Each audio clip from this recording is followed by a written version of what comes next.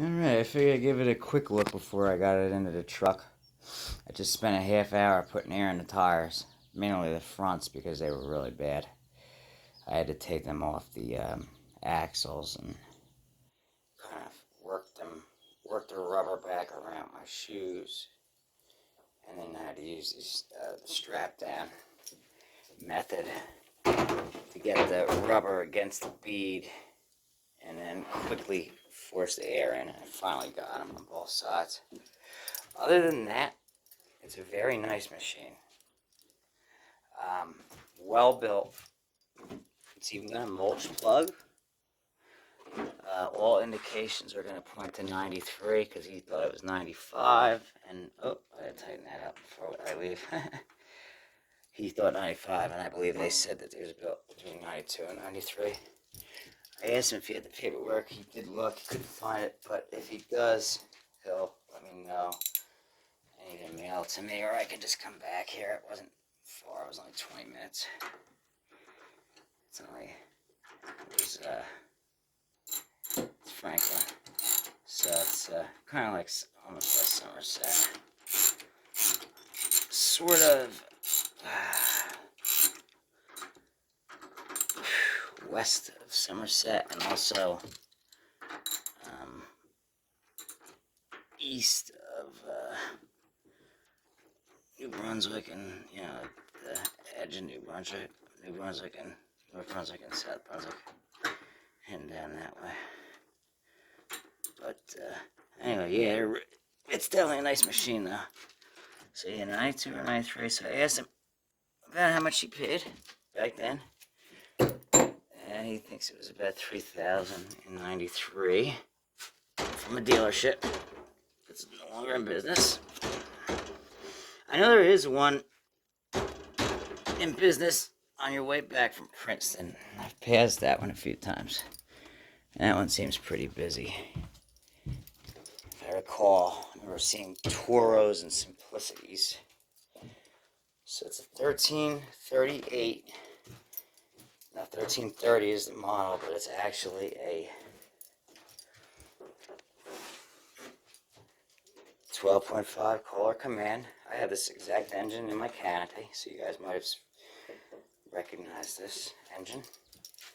It's funny because I have this muffler, pretty much the same exact muffler. I think I showed it yesterday in the garage. And yeah, for all intents and purposes, it's built a lot like the International was. Big cast iron front axle. Model plates kind of like, tell me we're lucky and it's dry. Yeah, that's bone dry. Bone dry and, I'm getting really lucky on this. This thing might start right up. Yeah, 93. I'm taking manufacturer date E143G3. It's got 3's in it, so that's what I'm thinking. 93. 143G3. It's a code. So I don't know exactly how you read that. Meets ANSI B711 1990 safety standards. Made in USA. Cub Cadet, Cleveland, Ohio. That's where MTD is, Cleveland, Ohio.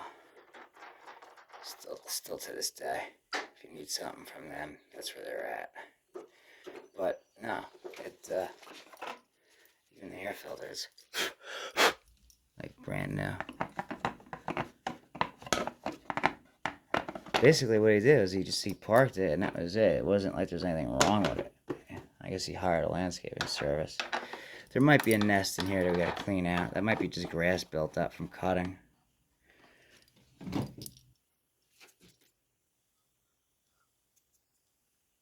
I see some wetness, so there might be something somewhere. It's escaping a little bit. I'm gonna have to look and see. If not, just clean it up good, because there's definitely some residual oil. So it's coming from somewhere. These collars, these carburetors, these are the Walbra LMKs. The LMKs are notorious for the needle and seat not making a seal and leaking. That's just something that they do. Electric PTO. It's got its own model tag for the deck, just like the International Cub does. See, I could put nicer caster wheels on here if I want to. I asked him if he knew approximately how many hours it had, since it doesn't have an hour meter. He really don't know, but you know what? You can tell it's pretty solid. Seat in excellent condition. I think it's the same exact seat that's on mine, but look, here's something you don't see anymore. You just don't see that anymore. Look at this hydrostatic transaxle. It's a big, thick son of a gun. Wonder who makes it. Also a bit wet. Have to be cleaned off. Tires are Goodyears with a Cub Cadet name. There is a battery in it, but you know, chances are going to be that's going to be dead. Independent choke, electric PTO, throttle, and then this is the hydrostatic, so forward reverse. My International is just like this. It has a thing on a dash to go. It's an interesting way to do it. Deck height. Yeah, this thing is built solid. Huh. It's with the double bolts.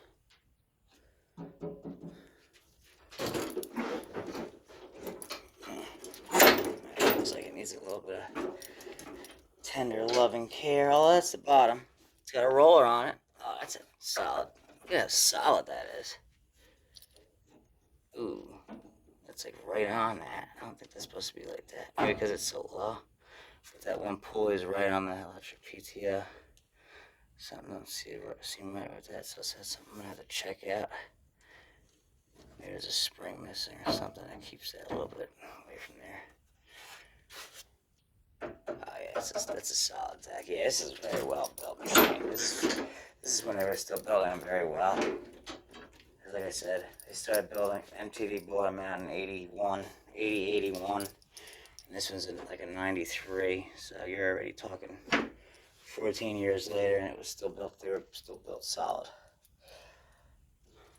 I don't know when they started to dip, but it wasn't yet. A couple more years yet.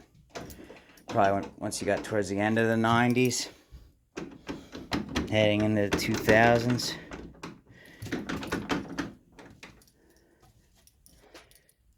Kohler Commands are good engines, though. It's just weird that it's a 12.5, it's a 38, so you think it would have been they would have rounded that to 13, and then instead of calling it a 30, call it a 38, and call it a 1338, unless they had a 1338. Hood is like a fiberglass, but it's a nice thick fiberglass. I think these are just your plain old